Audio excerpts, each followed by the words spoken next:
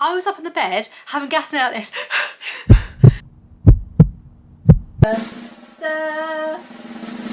Here he goes. This is my baby. Say, I mean, he's not a newborn, he's like almost 4 months old. Did you sleep in the bedroom? Yeah, he slept 35 minutes in the cot by himself.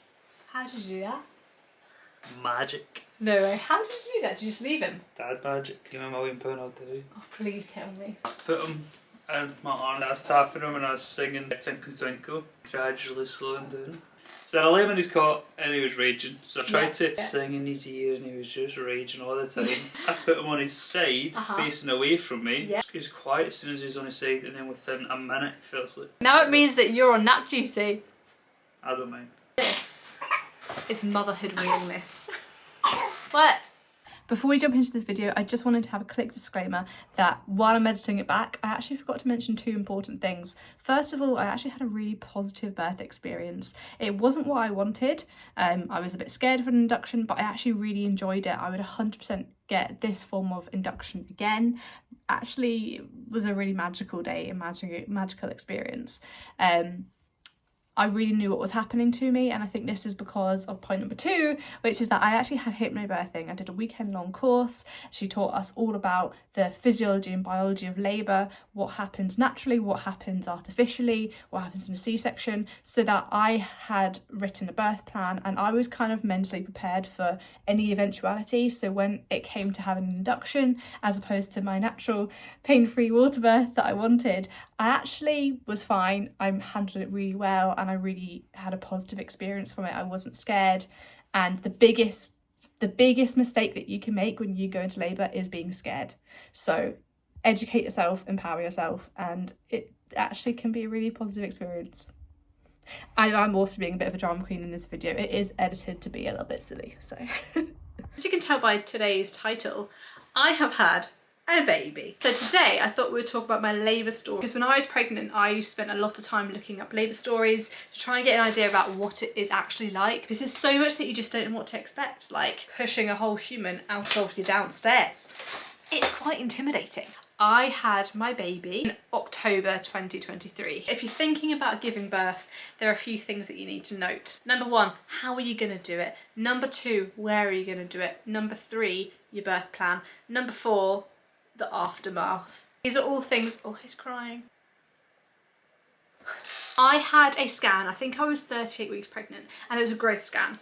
I was getting growth scans throughout my pregnancy because I had low PAP-A, which is basically a protein in the placenta. It is an indicator that there could potentially be issues with growth. Rest assured, there is no growth issue with my little baby. I had growth scans every like 4 weeks. At my 38-week scan, they had noted that there was reduced growth. When they do the growth scan, they take 3 measurements, which is the head, the thigh, and his tummy. Because I was quite far on in my pregnancy, baby's head was down. And they couldn't actually see his head on the ultrasound, so they couldn't measure his head. They could only go off 2 parameters, which is his tummy and his thigh. The result that they got for the size prediction was less than it had been. Got a big head and a big belly, but it's got small thighs. So without the measurement for the head, it looked like he had slowed down his growth. So she offered me an induction. This was not part of my birth plan at all. An induction was the number 1 thing I did not want when I was giving birth. To be honest, I just started crying. I was like, They ask you how you are, you just have to say that.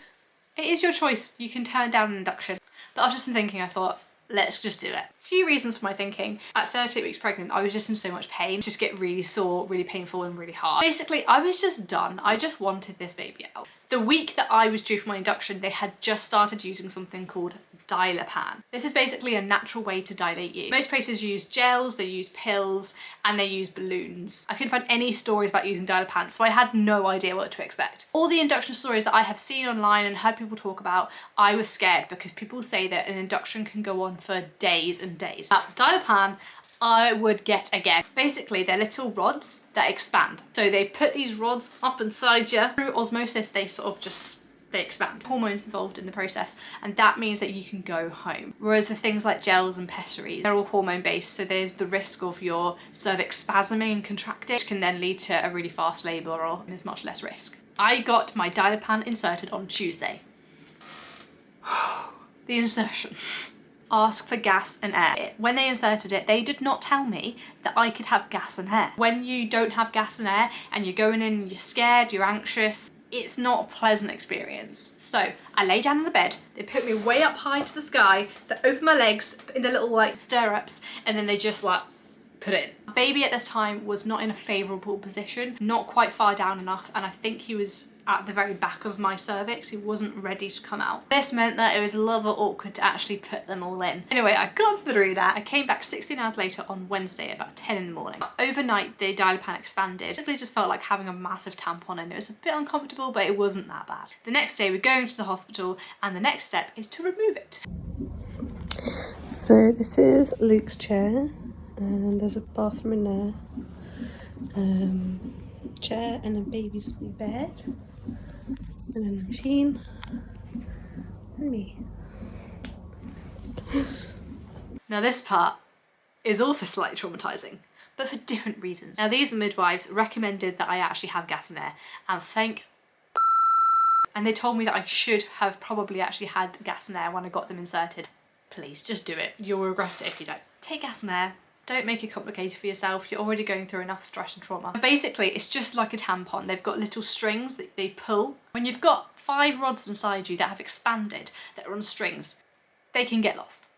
Lo and behold, she couldn't bloomin' find. I was up in the bed, having gas and air like this, freaking out, and they're just casually there like, I can't find it. I think it's lost. The midwife had to get the gynaecologist in to see if she could root around and find it. Midwives, very nice and gentle. Gynaecologists and doctors, ruthless. I think the midwife found 1, and the consultant doctor, she came in, she had to find 4. I will say, she found all 4, and I was just so relieved. They gave me like a 20-minute break to calm down because it was a little bit invasive. Now the next step was to break my waters. Up I go, legs open. They get a little like rod that's like this big, and it's got a little plastic hook on the end. Clearly looking for the amniotic sac, and they rupture it. They hook it, pinch it, and then the water drains out. The sac is basically straight against baby's head, and they have to hook it without getting baby's head. The midwife, she managed to rupture it, and a wee bit of water came out. It was literally just like a little dribble, but it wasn't much, and she just couldn't do it. She was getting a bit stressed. So again, they got the doctor back. She was lovely, but I never wanted to see her ever again. Rips me open, slashes it, water, floodgate. The moment that I felt the water gush out, I honestly had such a hit of oxytocin and dopamine and all these feel-good hormones. I was like, I felt like I had just had the baby. After they broke my waters, they gave me 4 hours to see if labour would naturally start. After 4 hours, I think they wanted me to get to 4 centimetres dilated. He's got until 5:30 to naturally find his way out. Past 5. Huh? What? 5:08. Oh, we've got until 5:08 to naturally find. The contractions are, what is it, 1 minute long, 4 times per 10 minutes.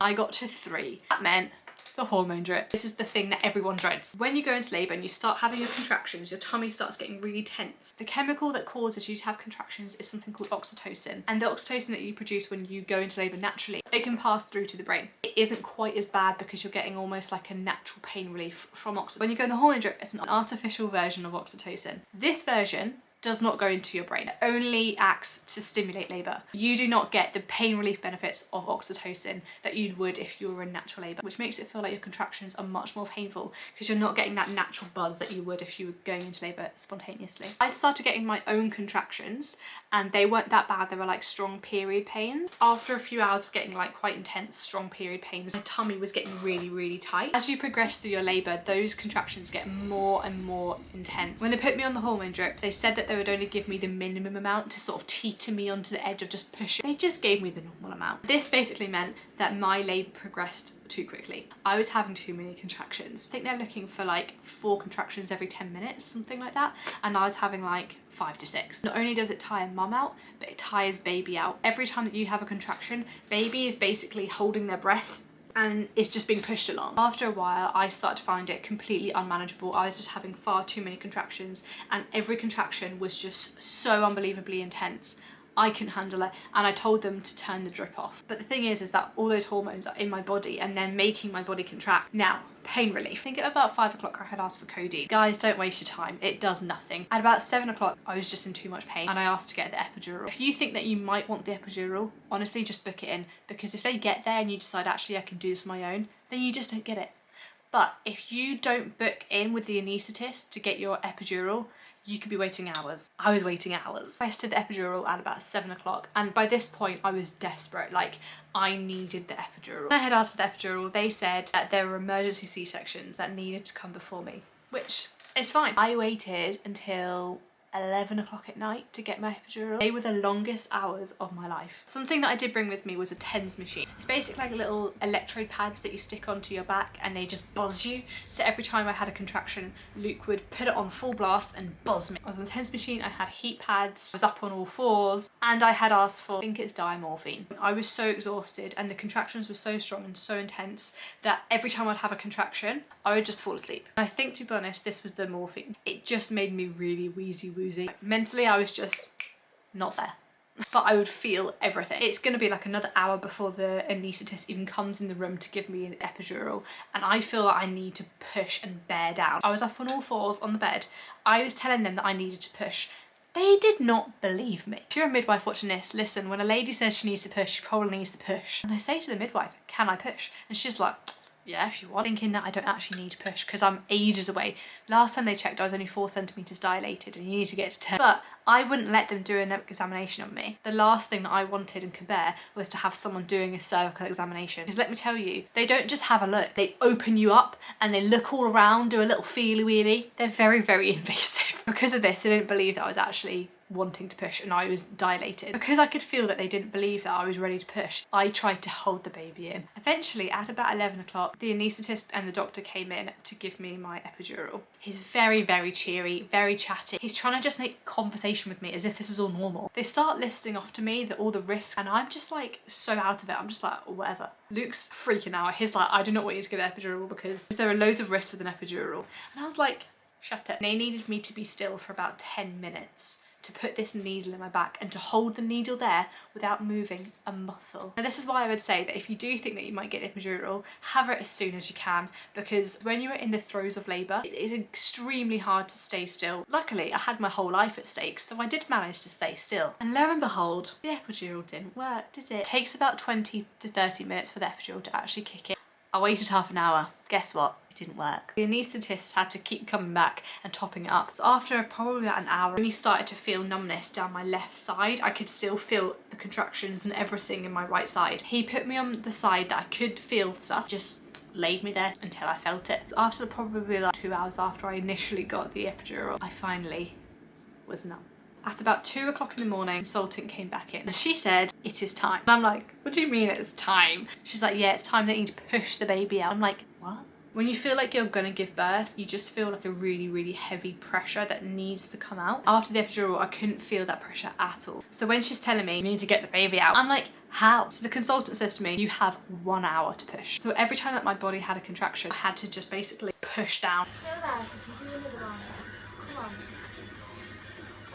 An hour had been and gone and I still had not delivered the baby. And she said to me, you need to get this baby out right now. At this point, she also said, we need to use intervention. I never wanted forceps. She said to me, we are going to have to use forceps. I just freaked out. I was like, I do not want forceps. They gave me the option of forceps or a ventouse. Ventouse is basically just like a big suction cup that they put on their head. I'll go for the suction cup. So I had 5 minutes of the most intense pushing. Eventually, she said, I can see the baby's head. And she says, by the way, it's a very hairy baby. At this point, she gave me an episiotomy, which basically just cut me to basically make sure that there's more room. At this point, she put the suction cup on the baby's head, and every time that I had a contraction, she would pull as I pushed. And after about 2 contractions, I delivered the baby's head. I just had one more push to get, and they said, you need to go rapido because this baby's heart rate is going down.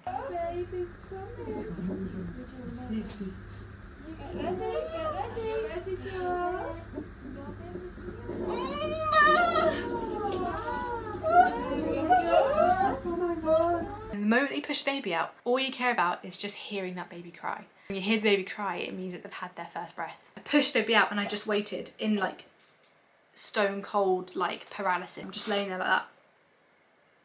and then I hear the cry. That's it, Joanna.